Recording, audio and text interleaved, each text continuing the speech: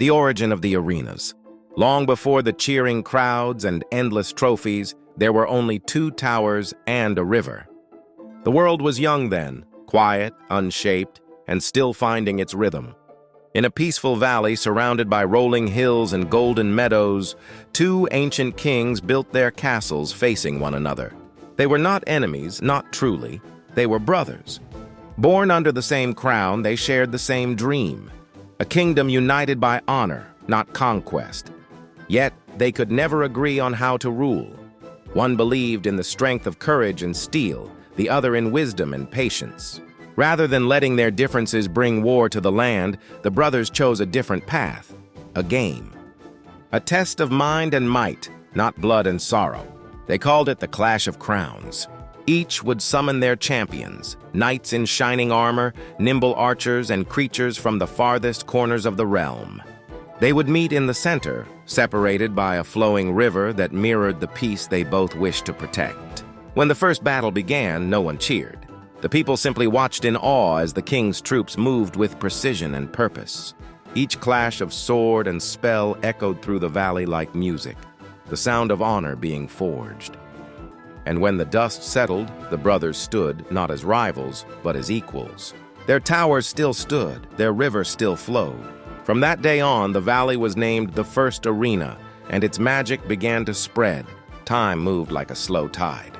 The brothers grew old, but the arena lived on, its stones humming with the memory of every match. Soon, other kings and queens built their own arenas inspired by the first. In the training camp, young warriors learned not just to fight, but to understand the rhythm of battle, how to summon, when to wait, and when to strike. Here, the faint whispers of the old kings still guided them. Then came the Goblin Stadium, a place less refined but full of laughter and chaos. The mischievous goblins turned the game into a spectacle. They built stands from scrap wood and barrels, lit torches with stolen elixirs, and gambled on every hit. The crowd grew louder. The arena gained life. As centuries passed, each arena began to take on a soul of its own. The Royal Arena gleamed beneath banners of crimson and gold. Here, nobles and generals gathered to witness the might of the best commanders. The battles were grand, precise, graceful, like dances with destiny. Every tower shimmered with the finest stone and crowned emblems. For victory here was a matter of legacy. Far above the clouds, where only the bravest could reach, the legendary arena was built. It floated among the heavens, anchored by ancient runes and powered by the oldest elixir in existence. Only the most skilled, the most enduring, could set foot there. It was said that the spirits of every fallen troop, knight, wizard, dragon, and more, gathered in the air around it, watching the living continue their eternal duel. As more arenas rose, so too did the need for balance. The kings realized that no single troop, no single spell should ever dominate. Thus, the magic of elixir was born, a pure, glowing energy that flowed beneath the earth, feeding every arena equally. Each commander received only so much, forcing wisdom over greed, timing over power. Elixir became the lifeblood of the game. To master it was to master patience itself. Centuries passed. The original kings faded into legend, but their vision endured. The arenas stood like jewels across the world, each one unique, each one alive with history. From the frozen fields of the Ice Valley to the molten bridges of the PEKKA's Playhouse. From the jungle-shrouded Spell Valley to the mysterious royal crypts beneath the king's castle, each told its own story of strategy, bravery, and friendship. And though the players change, the duel never ends. The river still runs through the center. Two towers still rise side by side, eternal symbols of rivalry and respect. The tale of the prince and the dark prince. Once there was only one prince, a noble rider whose armor gleamed like the morning sun and whose heart beat with courage and honor. He rode upon a chestnut steed whose mane flowed like fire, and together they thundered across the battlefields of the early arenas, swift, fearless, unstoppable. Wherever he charged, victory followed. The people cheered his name, songs were sung in his honor, and even the kings smiled upon his bravery. He was the perfect champion, pure, loyal, unwavering. But perfection, as the sages whispered, is fragile. And one day, a single spell changed everything. the mirror spell. It happened in the royal arena, under a sky heavy with lightning. The king, ever curious, sought to create a new magic, a spell that could mirror a troop perfectly, so that armies might multiply their strength in battle. The mirror spell was born from crystal and starlight, its energy swirling like liquid glass. When the prince was chosen to test it, he stood proudly in the center of the arena. The spell was cast, and for a moment it worked. A shimmer appeared beside him, reflecting his every move like a flawless illusion. But then the air trembled. The reflection blinked, not in sync, but on its own. The mirror cracked, light spilling across the ground like molten silver. And from that broken reflection stepped another rider. His armor was darker, forged not from gold, but from the shadow of it. His horse snorted smoke instead of breath, and his lance glowed with a crimson edge. He said nothing, but his eyes, burning through the slit of his helm, spoke of a storm within. The mirror spell had not duplicated the prince. It had divided him, body and soul. One half light, the other shadow. Two riders born of one heart. The clash of twins. The two princes faced each other in silence, the crowd unsure whether to cheer or flee. For the first time, the shining prince hesitated. He felt the weight of something unfamiliar. Doubt. And in that doubt, the dark prince moved first. Their lances struck with a sound that echoed through the realms, a clash so powerful that even the towers shook. Again and again they charged, each reflecting the other's strength, each learning the other's flaws. The prince fought with precision and faith. The dark prince fought with rage and instinct. Their battle became legend, not because of victory, but because it never ended. For how can one half destroy the other when both are bound by the same soul? At dusk, their armor cracked. Their horses panted and trembled. And yet, neither yielded. The kings called an end to the match, but still they circled one another, eyes locked not as enemies, but as brothers of fate, the Dark Prince's burden. In the days that followed, the Dark Prince vanished into the forests beyond the arenas. He was not evil, as the tales would later claim, merely lost. He carried the prince's unspoken fears, the doubt, the anger, the envy that the golden hero could never show. He fought alone in secret, learning control over his temper, taming the beast within him. His mace became an extension of his will, a heavy, unrelenting symbol of his struggle. When he finally returned, his darkness had become something else, strength with purpose. The prince's realization. Meanwhile, the Golden Prince felt incomplete. His victories rang hollow, his heart divided. He searched for his brother across the arenas, following whispers of a shadowed knight who fought with unmatched fury, yet never harmed the innocent. When at last they met again, it was not as rivals, but as two halves of a whole. They said nothing, they didn't need to. With a nod, they mounted their horses and rode side by side into the arena once more. And though they still clashed in every battle, those who watched closely swore they could see the truth, that every strike, every spark of steel was part of a dance. A rhythm of balance between light and dark, pride and humility, control and chaos. The eternal ride. As centuries passed, the princes became symbols of unity. Two riders forever circling each other in the great cycle of the arenas. Neither one the hero, neither one the villain. When the moon is high and the river glimmers silver, some say you can still hear the distant echo of hooves. One steady, one heavy, riding in perfect sync. And when dawn comes, the towers glint gold and gray, as if the very stone remembers their story. For the prince and the dark prince were never meant to destroy each other. They were meant to teach the world this simple truth, that even light casts a shadow, and that shadow too has its purpose. The story of the baby dragon. Deep beneath the arenas, far below the stone towers and roaring crowds, there lies a hidden world of fire and shadow, the molten caverns. Here the air hums with magic and rivers of glowing lava flow like veins through the heart of the earth. It is the nesting ground of dragons, ancient creatures born from flame itself. Among the largest eggs, glowing faintly in the heat, there was one much smaller than the rest. Its shell was pale green and freckled, its warmth soft and uneven, as if it wasn't sure whether to burn bright or stay cool. When the time came, it cracked open earlier than the others. Out tumbled a small dragonlet, stubby wings, round belly, and eyes full of wonder. He tried to roar like his siblings, but what came out was a squeaky hic, followed by a tiny puff of smoke. The other hatchlings laughed, shaking their great wings and breathing streams of fire that lit up the cavern walls.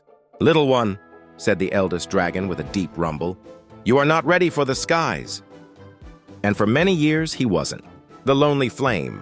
The young dragon spent his days chasing sparks that danced from the lava flows, dreaming of soaring through the arenas above. But every time he tried to fly, his wings flapped and flapped, and he only managed to lift a few inches before tumbling into the soft ash. His fire sputtered and hissed, weak against the glowing rivers that surrounded him. One night, as he sat alone, watching his reflection shimmer in the molten pools, a strange sound echoed through the caverns, the clanking of armor. From the tunnels emerged a figure unlike any he had seen. The king himself, crown gleaming faintly in the orange light. The king had heard whispers of a dragon hatchling who breathed sparks instead of fire, and he had come to see for himself. When the little dragon tried to roar in greeting, he hiccuped a single spark that floated up and landed gently on the king's cloak. Instead of scolding, the king smiled. "There is bravery in that spark," he said softly. "Come with me, little one. The arena awaits." Training in the arena, the baby dragon was brought to the surface, to a world of light and noise and cheering crowds. At first, he was frightened. The sky was so wide, the air so cool compared to the caverns below. He was placed under the care of the archers, who trained him gently, teaching him patience and focus. They laughed kindly when his hiccups turned arrows into tiny cinders. But every day he grew stronger. His wings carried him higher, his sparks burned hotter, and his courage grew brighter than any flame. He learned that fire was not only for destruction, it could also protect, light, and warm. He became the guardian of the skies for those who fought below, circling the arena with his cheerful squeaks and bursts of flame. The first flight. On the day of his first real battle, the stands were full, and the king himself stood at the edge of the arena, watching. The gates opened. Below, knights clashed, giants thundered, and spells flashed across the river. The little dragon hesitated, then, with a deep breath, spread his wings and leapt into the air. The wind caught him. The sunlight danced off his scales. He flapped once, twice, and then at last, he was flying. His fire wasn't large, but it was true, bright and golden, trailing behind him like a comet's tail. He swooped low, sending sparks that startled the enemy troops, then climbed high again, circling proudly. The crowd erupted in cheers. The king smiled, and the archers raised their bows in salute. The little dragon's roar still sounded like a hiccup, but to the arena it was the sweetest sound they'd ever heard. The warmth of courage. From that day on, the baby dragon became a favorite of all who fought in the arenas. He did not destroy as the great dragons did. Instead, he inspired. When knights trembled, they looked up and saw him soaring, small but fearless. When archers grew weary, his sparks lit the air like stars, reminding them that even the smallest flame can push back the dark. Though his fire could not scorch the earth, it warmed hearts instead, a warmth that spread far beyond the battlefield. And in the quiet hours, when the arenas were empty and the torches burned low, he would perch on the king's tower, watching the moonlight glimmer on the river below. He no longer wished to be like the other dragons. He had found his place, not as the fiercest, but as the bravest. For true strength, he had learned, was not in how hot your fire burns, but in how brightly it shines for others. The Forgotten King. Before the Red King and the Blue King, before the cheering crowds and endless matches, there was only one king. He was called the First, though in truth there was no one before him, for he was the beginning.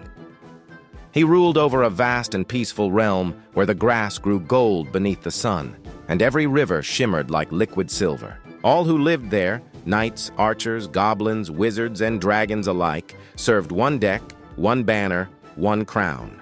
There were no rivals, no sides, no battles.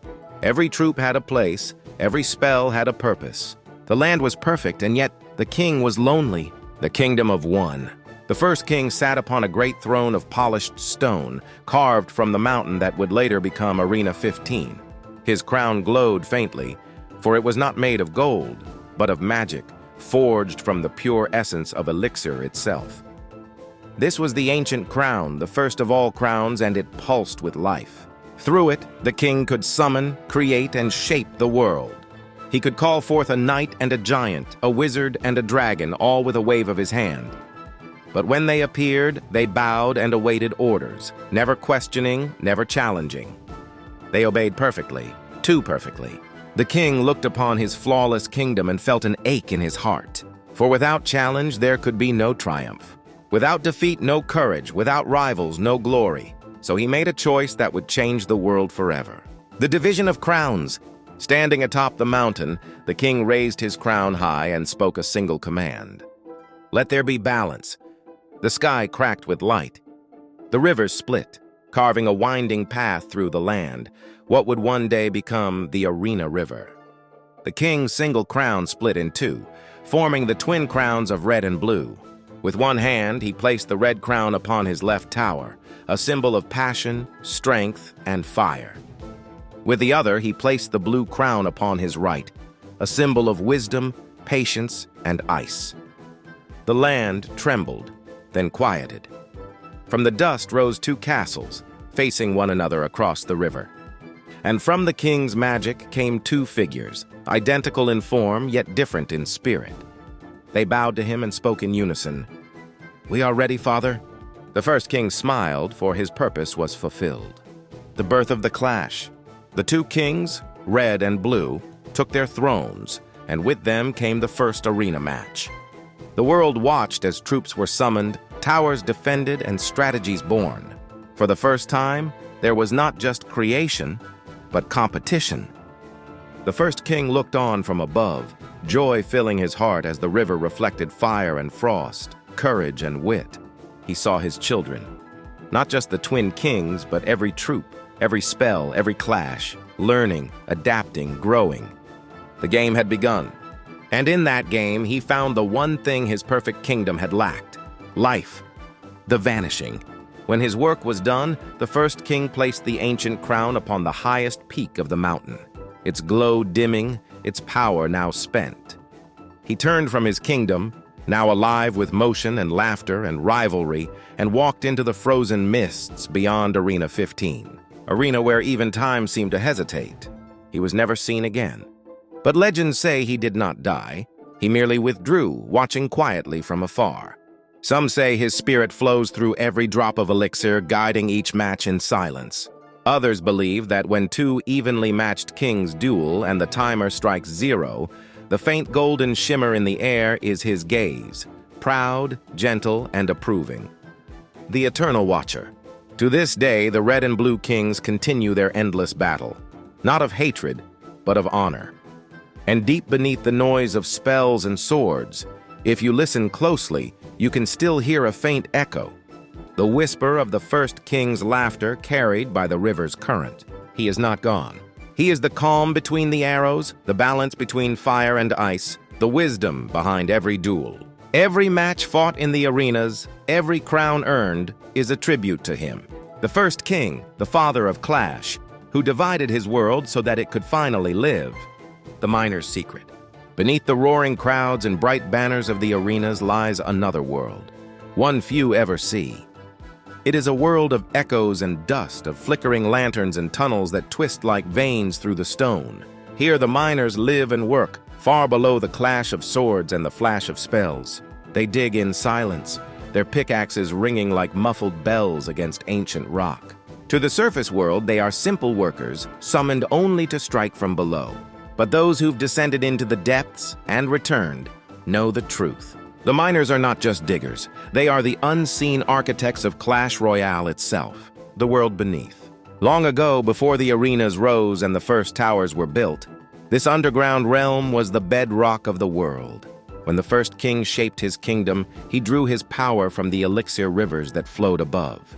But deep below, other forces stirred, quiet, patient, ancient. The miners were the first to find them. They were not nobles or warriors, but humble folk who followed the glimmer of crystals in the rock.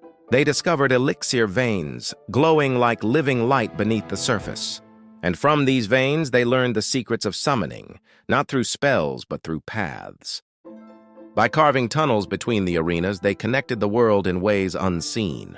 A spark in the Royal Arena could be felt in the frozen peak. A tremor in the bone pit echoed all the way to the legendary arena. Every battle above left a trace below, the ground itself remembering every clash, every victory, every fall. The Whispering Network. The miners built a network of tunnels so vast that even they no longer know all its turns. By lantern light, they pass each other in silence, exchanging nods or quiet whispers, tales of what they've heard from the surface. They know which towers have fallen. They remember the day the golems first crumbled to dust. They even speak of spells lost to time, magic so old that only the rock remembers their names. And when one of them is called to battle, rising through the floor with a flash of dust and stone, he does not need a map. He already knows where he stands. For every miner has walked these grounds before, beneath the feet of kings and troops, measuring every inch of their world from below. The hidden purpose. Some say the miners dig for gold, but the truth runs deeper. The gold they find is not their goal. It is a side effect of something far greater. They seek the Heartstone, a mythical crystal said to lie beneath all arenas. It is the source of the elixir flow, the heartbeat of the entire Clash realm. Legends say that once every 1,000 matches, when the arenas fall silent and the elixir pools glow brighter than usual, the miners can hear it. A low, rhythmic pulse echoing through the tunnels. They call it the breath of the crown. And whenever they hear it, they dig faster, knowing they are close. Some even whisper that the Heartstone is guarded, not by monsters, but by the memory of the first king himself. That his essence sleeps beneath the earth, and the miner's work is not to take, but to protect the Brotherhood of Dust. Though few surface dwellers know it, the miners are bound by a silent code. No miner digs alone. Every tunnel must lead somewhere. Every strike must serve a purpose. They map their paths in secret, not with ink and paper, but with glowing runes carved into the rock, visible only to those who carry a miner's lantern. Some tunnels lead to forgotten arenas buried beneath centuries of dust. Others reach secret chambers where lost cards still flicker like ghostly images, half-remembered troops from ages past. It is said that if you listen carefully in those dark halls, you can hear echoes of old battles frozen in time. And sometimes, when a miner strikes the earth just right, a spark of purple elixir leaps from the ground, a sign that the tunnel has connected to the magic above. The unseen architects. The miners never claim glory. They do not appear on posters, nor do they boast of their deeds. But every arena stands because of their unseen craft. They are the foundation, the hidden roads, the quiet heartbeat beneath every clash. When the towers shake, it is they who reinforce the stone. When a new arena rises, it is they who carved the space for it long ago. Even the elixir collectors, those gleaming machines on the battlefield, are said to use channels first dug by the miners' ancestors. So when a miner bursts from the ground mid-battle, lantern swinging, eyes sharp beneath his helmet, know this: he is not merely attacking. He is returning to a place he already knows, guided by memory, by instinct, and by the hidden map that only miners share. The secret never ends. As the arenas grow, so too do the tunnels. New paths form, old ones collapse, and somewhere deep below, the miners keep digging, not out of greed, but out of duty. For the deeper they go, the closer they come to the Heartstone, and the closer they are to uncovering the greatest secret of all. That every match fought above is only the surface of a far older story, one that begins and ends in the dark. For the miners, the true battlefield is not above, but beneath. The magic of the forest arena, far beyond the roaring crowds and clashing steel, past the stone bridges of the Royal Arena and the icy cliffs of Frozen Peak, there lies a hidden place where the world breathes softer. It is said that if you follow the sound of rustling leaves and the faint hum of distant elixir, you will find it. The Forest Arena. Here, the sunlight never fully sets. Golden rays filter through emerald leaves, catching on dew and cobwebs spun like silver threads. The bridges are made of living wood, their roots winding down into pools of crystal-clear water. Butterflies of light flutter between branches that glow faintly green, as though each tree remembers the magic that created it. The forest arena is not built, it grew. Every inch of it pulses with life and memory. Here, nature itself is a spell. The living arena. Unlike other arenas, the forest arena changes with each match. The ground shifts subtly, moss creeping over the battlefield, roots rising to form new pathways, and vines coiling around towers as if to protect them. The trees do not stand still, they listen, they watch. They remember every battle fought beneath their canopies. When archers draw their bows, the wind seems to guide their arrows. When a giant steps too heavily, the roots tighten beneath his feet. Even the river that cuts through the arena glows faintly with green elixir, not conjured by machines, but drawn directly from the veins of the earth. Some say the forest has a soul. Others whisper that it was born from a single seed planted by the first king himself, a gift to nature for sheltering his warriors in the early days of the realm. The legend of the lumberjack. Long ago, before he was known for his fury and wild eyes, the lumberjack was a quiet man. He lived at the forest's edge, tending the trees and learning their ways. He spoke little, but the forest understood him, for he treated it not as wood to cut, but as a companion. The trees grew taller around him, and the forest grew stronger in his care. But one day, a storm of battle reached his home. The sound of towers crumbling and spells exploding echoed through the woods. When he arrived at the edge of the arena, he saw flames, bright and cruel, devouring the trees he loved. In his grief and rage, he grabbed his axe and charged into the fight. His elixir flared red, glowing brighter than any torch. From that fury, the rage spell was born. The air itself crackled with his emotion, a storm of passion and pain, of strength unchained. When the battle ended, the forest stood silent. The lumberjack had vanished, his fury spent. But where he had fallen, a single bottle of rage glowed softly among the roots, pulsing with violet light. The trees bent low over it, whispering his name like a prayer. The spirits of the forest. Many who enter the forest arena speak of strange visions, shapes moving between the trees, shadows that shimmer like forgotten troops. These are the spirits of warriors past, drawn here by the forest's quiet magic. They wander peacefully, reliving echoes of battles long ended. When night falls and the moonlight filters through the canopy, they can be seen practicing in silence. Knights sparring with ghostly swords, archers loosing invisible arrows, minions gliding through the mist. The forest does not mourn them, it remembers them. Each fallen troop becomes part of its endless whisper, their courage feeding the roots, their stories blooming as flowers at dawn. The keeper of the grove, deep within the arena, hidden where no match has ever reached, stands an ancient tree known as the heart bloom. Its bark glows like gold-veined jade, and its branches stretch across the sky like a guardian's arms. It is said that the forest's magic flows from its roots, reaching every leaf, every vine, every drop of enchanted elixir. Some say the heartbloom was once a spellcaster, a healer who loved the forest so deeply that she gave up her mortal form to protect it forever. Now her voice can sometimes be heard in the rustling leaves, gentle, guiding, and wise. When a battle in the forest arena ends and the last troop fades away, her whisper drifts through the air. Grow again, and the trees heal. The earth breathes. The arena begins anew. The eternal balance. The forest arena is more than a battlefield. It is a reminder that even in a world of endless duels, nature endures. That every spell cast and every clash fought draws from the same magic that gives life to the trees, the rivers, and the wind. Those who listen closely during their battles may hear it, a faint hum beneath the noise, like a heartbeat, steady, patient, eternal. It is the sound of the forest watching, waiting, remembering. And when the lumberjack's fury fades, when the echoes of rage die down, the forest sighs, and in that sigh the air glows purple once more. For every storm ends, every battle heals, and in the forest arena even anger blooms into peace. The ice spirit's dream.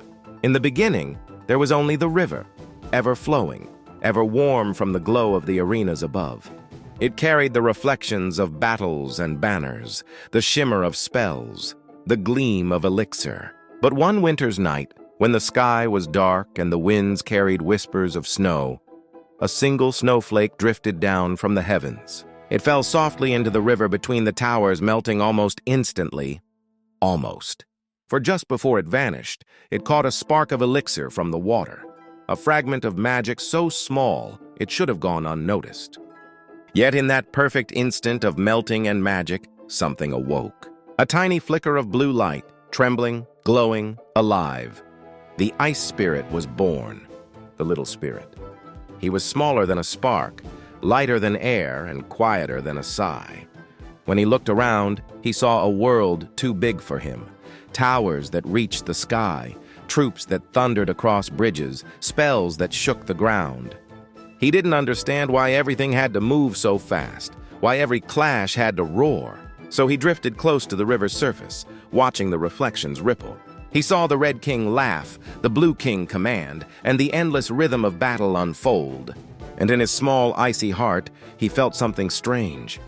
A wish. He didn't want to fight. He wanted to pause, just for a moment. He wanted the world to stand still, quiet and beautiful, like the moment before a snowflake touches the ground. The gift of stillness. The ice spirit wandered the edges of the arenas, exploring places where no troop went, the quiet corners of the rivers, the spaces between the matches.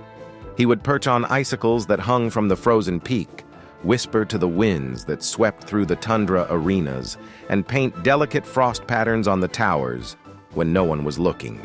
But the more he saw, the more he realized how fleeting everything was. Victories faded, crowns melted, even flames turned to smoke.